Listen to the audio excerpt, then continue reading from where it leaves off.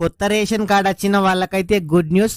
ఈ కొత్త ration card వచ్చిన వాళ్ళకి ఆ రేషన్ కార్డులో ఇదివరకు ఎవ్వరికి కూడా గ్యాస్ కనెక్షన్ అనేది లేకుంటే ప్రధానమంత్రి ఉజ్వల యోజన 2.0 ద్వారా ఫ్రీ గ్యాసు, అదేవిధంగా ఒక సిలిండరు, ఒక స్టవ్ అయితే ఫ్రీగా అయితే ఇస్తున్నారు.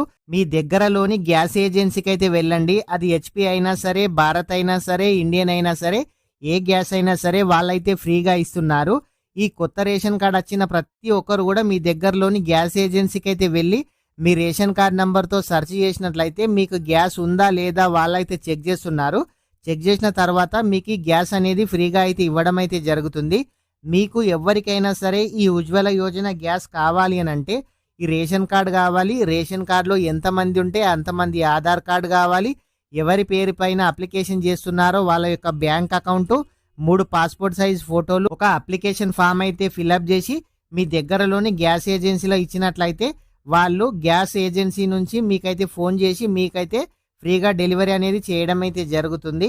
ఫ్రెండ్స్, ఈ ప్రధానమంత్రి ఉజ్వల యోజన స్కీమ్కు సంబంధించి మీకు ఎటువంటి డౌట్ ఉన్నా మన ఛానల్లో ఫుల్ వీడియో చేయడం అయితే జరిగింది. ఆ వీడియో చూసి పూర్తి వివరాలు తెలుసుకోండి. అదేవిధంగా అప్లికేషన్ ఫామ్ ఏ విధంగా ఫిలప్ చేయాలో కూడా మన ఛానల్లో ఇదివరకే వీడియో చేయడం అయితే జరిగింది. మీరు ఇంకా ఎవరైనా సరే ఈ వీడియో కనుక లైక్ చేయకుంటే వీడియోని అయితే లైక్ చేయండి. మీరు మొదటిసారిగా మన ఛానల్ చూస్తున్నట్లయితే మన ఛానల్ని సబ్స్క్రైబ్ చేయండి. మీ ఫ్రెండ్స్ అండ్ ఫ్యామిలీ మెంబర్కి వీడియో షేర్ చేయండి.